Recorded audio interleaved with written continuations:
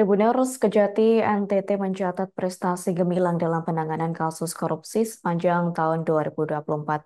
Adapun dalam 7 bulan terakhir Januari hingga Juli 2024, 5 kasus dugaan tindak pidana korupsi berhasil diungkap, yakni dengan total kerugian negara mencapai 21,5 miliar rupiah.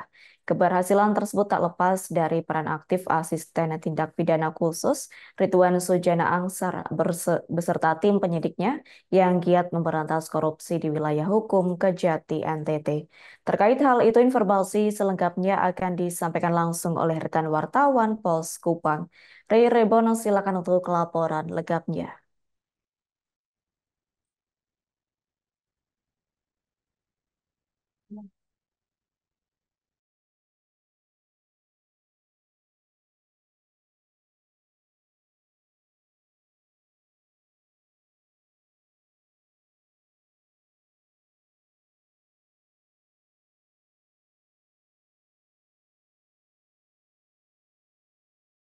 Selamat siang Tribuners. Kejaksaan Tinggi Nusa Tenggara Timur mencatat prestasi gemilang dalam penanganan kasus korupsi sepanjang tahun 2024. Dalam 7 bulan terakhir, Januari hingga Juli 2024, 5 kasus dugaan tindak pidana korupsi berhasil diungkap dengan total kerugian negara mencapai 21 miliar 598 juta 91.775 rupiah. Keberhasilan ini dipaparkan Kepala Kejaksaan Tinggi NTT, Setadong Alo dalam konferensi pers memperingati Hari Bakti Adiaksa ke-64 pada Senin 22 Juli 2024 di Aula Sasando, Gedung Setia didampingi para pejabat utama Kejati NTT.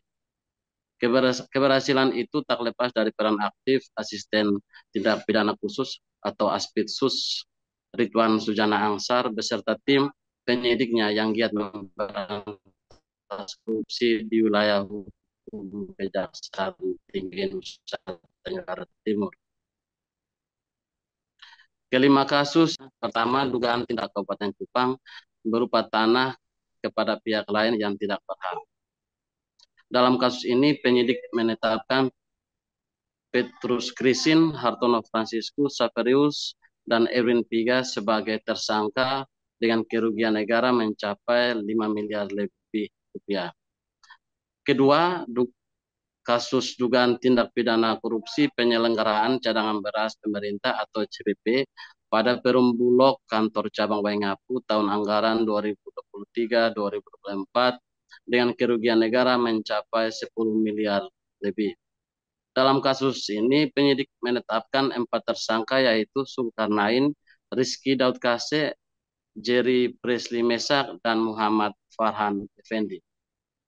Ketiga, kasus dugaan tindak pidana korupsi pengadaan beras premium pada Perum Bulog kantor cabang Waingapu tahun anggaran 2023-2024 dengan kerugian negara mencapai 700 juta rupiah. Kasus ini melibatkan tersangka Zulkarnain dan Rizky Daud Kase. Keempat, kasus dugaan tindak pidana korupsi pekerjaan rehabilitasi dan renovasi prasarana sekolah pasca bencana di Kabupaten Alor tahun 2022 dengan tersangka Ekonobe dan Agustinus Yaakob Pisdon. Akibat perbuatan PNS pada Balai Persana Pemukiman Wilayah NTT atau PPK Pelaksana tahun 2022, Direktur PT Araya Flobamora Perkasa ini, negara mengalami kerugian sebesar 4 miliar lebih rupiah. Sedangkan kasus yang tengah ditangani di tingkat penyidikan lainnya yakni dugaan tindak pidana korupsi pembelian medium term notes atau MTN atau surat hutang jangka menega PT Suprema Nusantara pembiayaan oleh PT Bank NTT tahun 2018. Selain 5 perkara yang sudah naik ke penyidikan itu, terdapat 4 kasus lainnya yang sedang dalam tahap penyidikan, diantaranya dugaan adanya penyimpangan pekerjaan rehabilitasi dan renovasi prasarana sekolah Provinsi NTT tahap 1, 2, 3, dan 4 dan 5 tahun 2022. Rehabilitasi dan renovasi prasarana sekolah pasca bencana Provinsi NTT 1 dan 2 tahun 2022.